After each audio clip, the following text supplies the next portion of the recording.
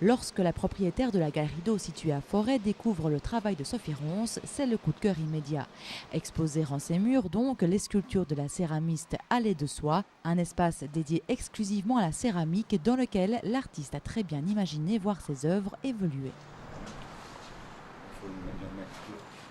Quand j'ai vu le lieu pour la première fois, le lieu m'est apparu comme une évidence. Il permet le déploiement d'une installation dans l'espace en toute liberté. Il permet également un travail sur le rythme, sur le mouvement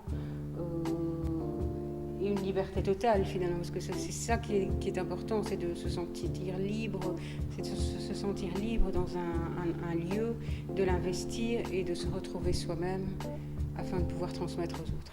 De ses précédentes œuvres plus monumentales, Sophie Ronce reste fidèle à sa démarche artistique dans laquelle l'expression du mouvement est toujours bien palpable. Cette fois, la matière brute côtoie l'infiniment détaillé.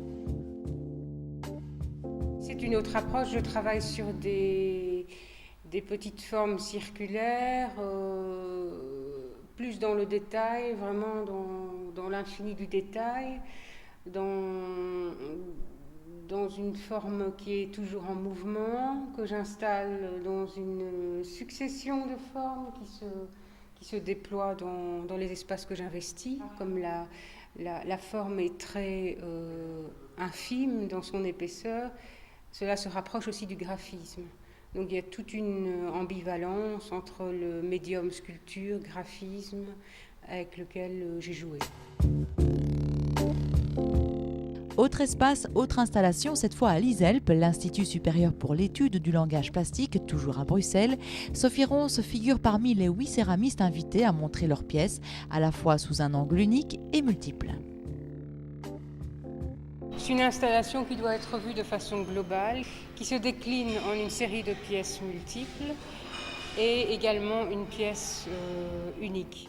Je dirais qu'il y a un jeu sur la lumière qu'on ne retrouve pas forcément au niveau des petites formes, des petites sculptures, où là le travail est beaucoup plus détaillé, beaucoup plus ciblé. Donc il y a une espèce d'opposition et de complémentarité entre la série de petites sculptures et la pièce qui est isolée mais également en lien avec les autres céramiques. En déployant son art à travers l'espace, le temps, sa sensibilité et sa générosité, Sophie Ronce nous invite à rompre avec notre vision réductrice de la céramique et d'inscrire cette dernière dans l'art contemporain, aussi pur soit-il.